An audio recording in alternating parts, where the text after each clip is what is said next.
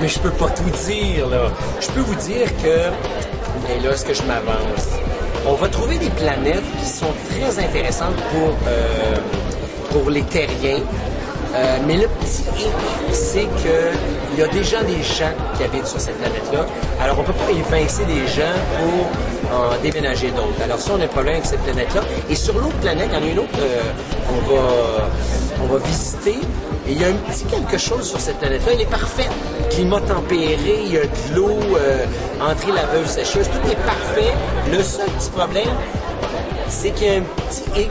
Et c'est que, je ne peux pas vous dire quoi, mais il y a quelque chose sur la planète qui fait que les terriens ne peuvent pas habiter là.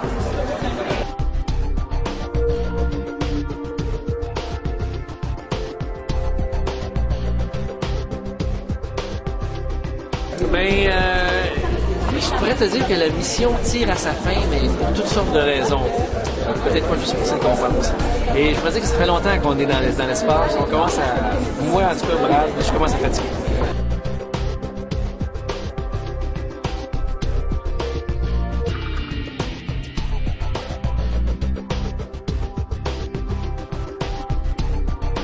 Ça va brasser ensemble.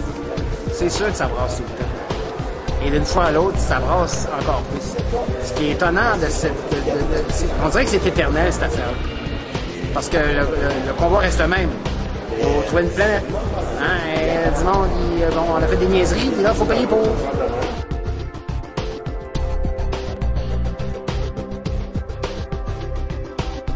Ouais, c'est plus dangereux encore dans ce film-là. On sait que ça va de plus en plus mal sur la Terre et qu'on a très peu de temps pour trouver une planète. Parce que où est-ce qu'on est rendu à l'univers? Ben, pour que les terriens viennent nous rejoindre, on est assez éloigné, tu sais.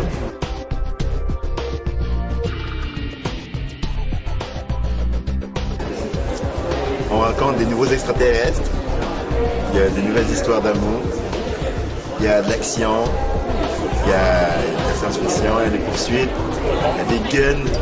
Non, écoute, pour moi, ce texte-là est nettement mieux écrit encore que le premier. Je pensais pas que Claude et Pierre étaient capables d'aller jusque-là. Et c'est pas mal en béton. À la lecture, là, très heureux, très surpris. Et je trouve ça extraordinaire. En fait, je l'ai lu. Je l'ai lu, j'ai ri. Ma blonde, elle l'a lu, je l'entendais rire dans la chambre.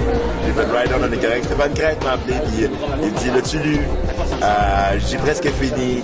Tu finis-le, après ça, on se reparle. Juste la façon qu'il me disait ça, je savais qu'on était en business.